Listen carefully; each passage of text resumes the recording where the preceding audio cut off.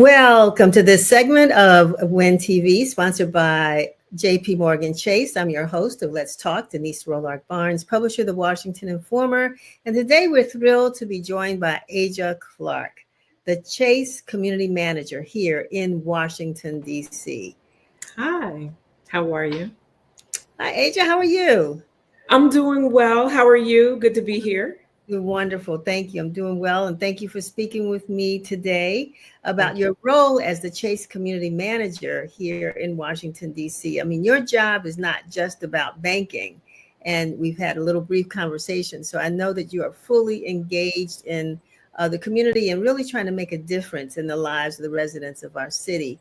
So I'd like for you to start off by really just sort of telling us about your role and how you serve as a resource to the local community. Well, thank you for having me.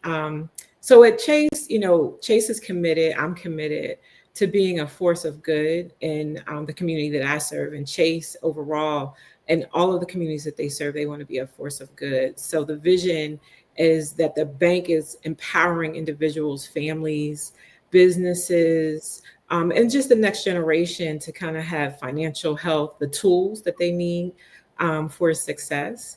And so my role as community manager, I'm an ambassador of that. That is that really enables people to learn how to do well in their financial journey. I work out of the Skyline Community Center in Ward 8, and that center is intentionally designed to provide banking services to the community through financial education. And this is to give people access who might not have it otherwise. I connect leaders and I do a lot of listening so that I understand the unique challenges of the community. That's amazing. I'm going to get a little deeper into that as we go along, but I always like to ask folks about their journey. I mean, how did you really end up there at Chase, and also as a community advisor, talking about financial literacy and those kinds of tools? What was your professional journey? It's funny you ask that because if I really tell people, they're like, you've done a lot of jobs. And I have. But overall, I am a trained teacher. I am a teacher. And up until today, that is my longest stint of a job. I was a teacher solid in the classroom teaching high school and the babies, third grade, for 11 years before Wow. transitioning out of the classroom. And that really is my base. And I've had experience with adult learners, reluctant readers, special need populations, and then, low literacy. That's always been something that's been near and dear to my heart. And then from there, I've been privileged enough to support different initiatives in community engagement that includes digital equity. I've worked on closing the digital equity gap and providing digital literacy to the community, but also supporting returning citizens. And most recently, I worked in a government agency where I supported technical assistance so businesses can thrive, right? So that they understand what compliance means, so that they can thrive as a business and how important it is to be compliant. So everything, though, was community engagement, starting with the classroom. Yeah, and it sounds, I mean, from what I hear, your passion clearly shines through. And teaching and engaging with community, you talked about how important that is. And I'm also curious about, because you've been in places where you provide resources for people, Mm-hmm. students, one of the challenges teachers often face is, let me know how I can help you, right? And kids run out the classroom at the end of the day. They don't do that. Same thing in financial institutions. Let me know how I can help you, right? So how talk about, one, why this work is so important to you, but how do you actually engage folks who need what you have to offer, but don't always take advantage of it? That's a very good question. Well, my experience has gotten me very good at having the hard conversations, having to talk to parents to let them know your child's failing has prepared me to sit down with somebody to actually talk about their finances, right? Mm. And to say, let's look at this at a different perspective. It is a talent, right? And it is a skill where I have learned to be tactful. I have to sometimes season my words with salt and pepper and a little bit of cinnamon. because you also want people to feel comfortable, and Right. you want them to also know that they're not being judged, because I think we all have been in different situations that we didn't really like, and we have all been uncomfortable in different ways. And I think once people feel safe in that, I can have those conversations, and the work is fulfilling and it's exciting because at heart, I'm a creative. So being a community manager, I get to program, I get to think about different ways to work with people and organizations based off of what their mission is, um, Hmm. and align it with Chase's mission. They have pillars at Chase that involve small business, financial literacy, and home ownership. And those are three broad things that allow me to be creative, because in DC, we have so many small business owners. People are thinking creatively every day about a new business, and I can help them, and I can work with them and be creative with them and give them the tools so that they can thrive in their financial journey to success, depending on what their goals are. And because you are there at the Skyland Center, shopping center, which was almost a no man's land for quite a Mhm. long time. So you're really in a community that I think, and I can say this personally, I think that really needs the services that you offer. But is there anything unique that you think you're facing there at Skyland and with the businesses that you're working with? Let's say if you were someplace else, Mhm. what are some of the unique challenges, especially financial health challenges you see? Yeah, that's excellent question, because DC as a market is very interesting. Um, we have been in a different time now. However, as a market, you have so many individuals that have very good district government jobs, right, or very good federal government jobs, and they rely on, you know, what is traditional as their 401k and their pensions, right? And it's interesting to have these conversations with them where they, for the first time, they have more, someone in my workshop will have more than the what's considered a livable wage, but Mm, never have understood exactly what goes into their credit score.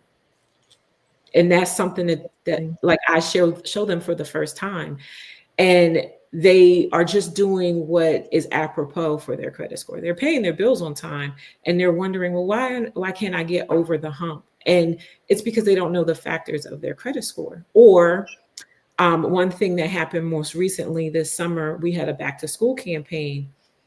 And I think one of the biggest challenges is building the conversation of budget and savings with your children.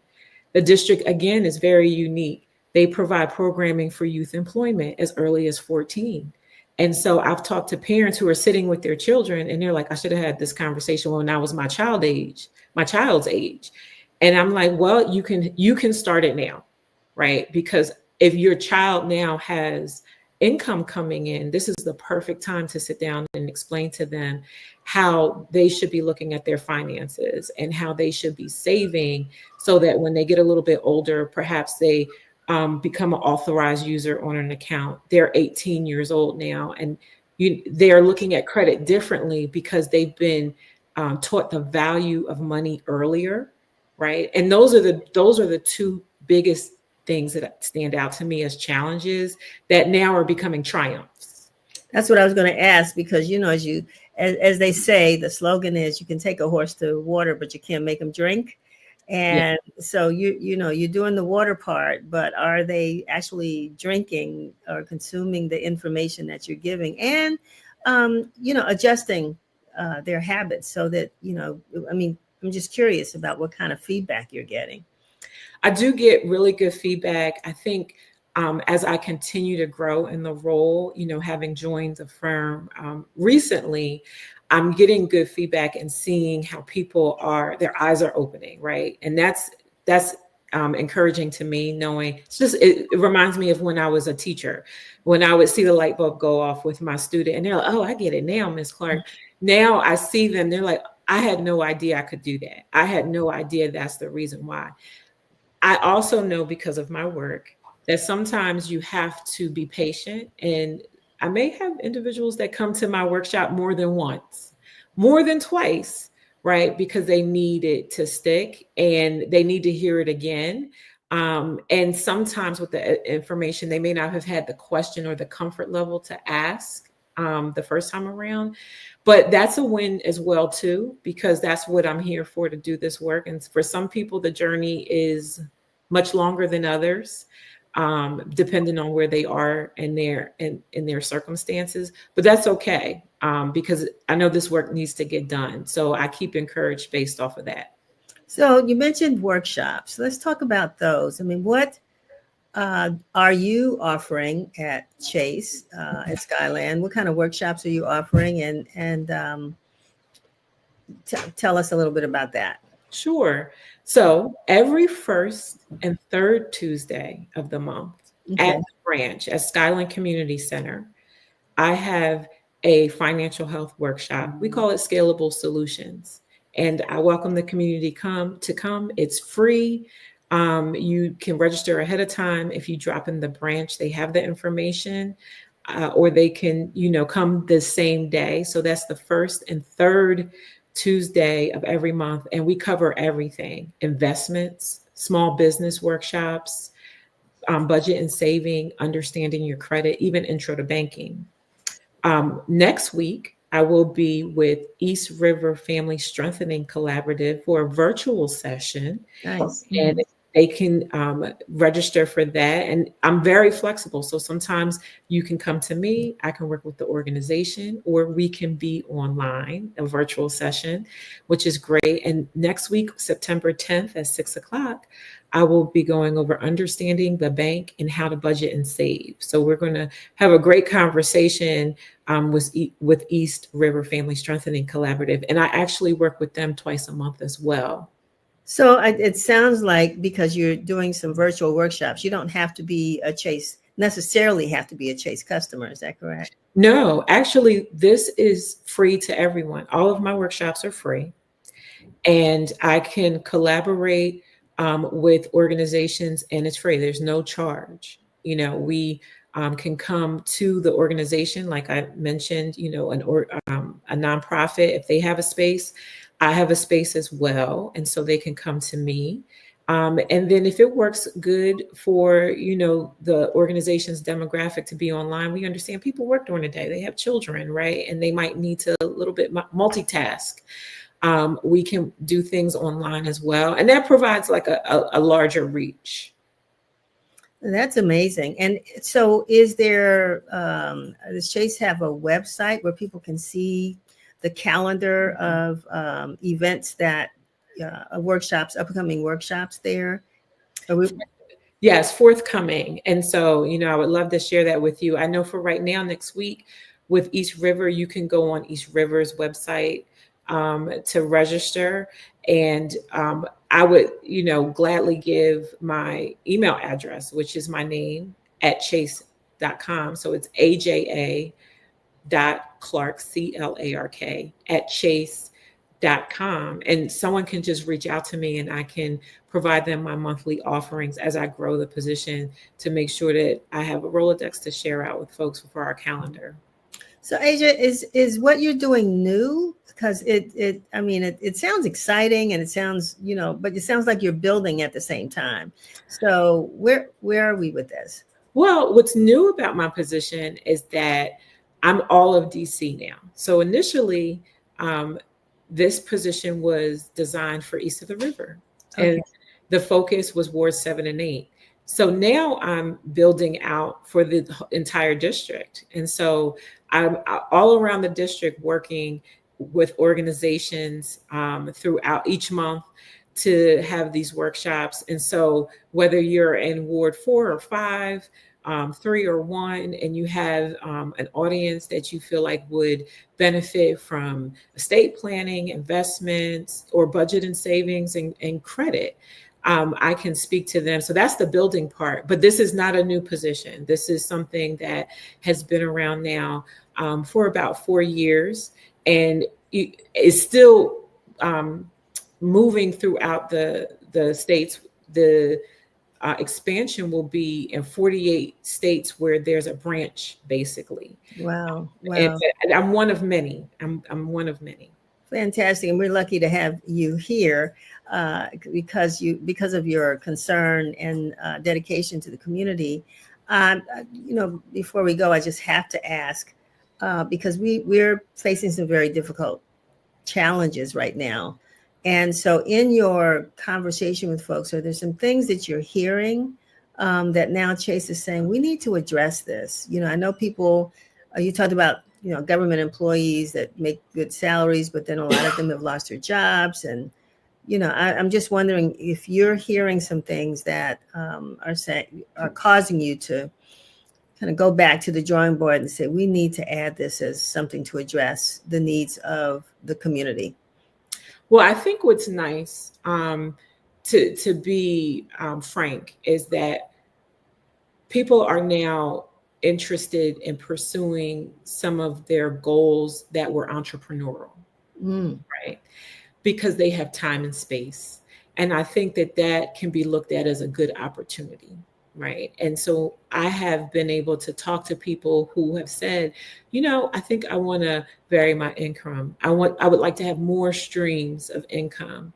And that's the good part of the work that I do, because we have these small business workshops that are really focused for that person who may have an idea, who may have been doing something on the side for several years, but they want the space now to see if they can expand on it. Can I legitimize it? Can I create an LLC? Do I need to put together a business plan? Maybe perhaps they were part-time caterer, right? And it's like, oh, I'll cook for the church or I'll cook for somebody.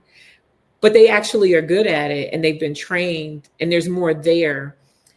So it's almost as if they're taking the lemons and making lemonade out of it. So I hear more conversations now of people being more entrepreneurial than I've ever had before. And that's a positive thing. And I think that the work that I'm doing supports that because it helps people to make a good financial decision, to set a pace for themselves, to make a plan for themselves, and to set realistic goals.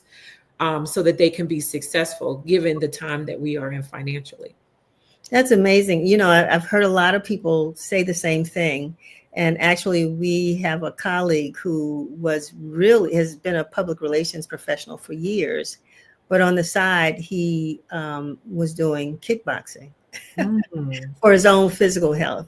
Right. And now, because of other things going on, in our country, he is now offering courses to women and has created a business out of that. So you're so right. I mean, people have skills that they don't know could really make money, and they can come and talk to you about how to set that up. Yes, absolutely. And I have One Chase partners that can help with that. I work with senior business consultants that provide free coaching.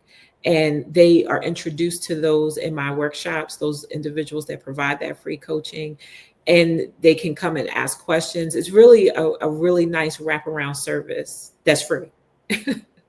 That's fantastic. Well, one of the things they said, they've always said, and that is to make sure that you have a relationship with your banker. Yeah. And even during COVID and some other times, folks were saying, before you get in trouble, go talk to your banker and let them kind of walk you through, avoiding, the hot ashes per se, Yeah. So it sounds like you're that person, and I appreciate you being with us here today and sharing your insights and the resources that you all have that are available to the community. Before we close, is there anything you'd like to add? No, I think that's it. I think if anyone sees this and they're interested in working with a community manager, it's very important to know that we also have a Spanish-speaking community manager that services the district. My colleague, Maritza Gonzalez, she is wonderful, and she can offer the same workshops that I provide in Spanish. Wonderful, wonderful. Well, thank you so very much for being with us today and sharing all of this valuable information. I know we're going to have you back because hopefully next month is when we focus on financial literacy. And so we want to revisit some of the things that you talked about and what you all are doing over there at Chase. And to our viewers, if you'd like to learn more, please check out the resources mentioned today. And remember, financial health is within reach, and there are tools and support, including Asia Clark at Chase Bank here in Ward 8 and across the city to help you on your journey. I want to thank you for watching. Asia, I want to thank you for being with us today. And again, stay tuned to WIN TV and more inspiring stories and discussions. We appreciate it. Thank you for having me. All righty. Where do you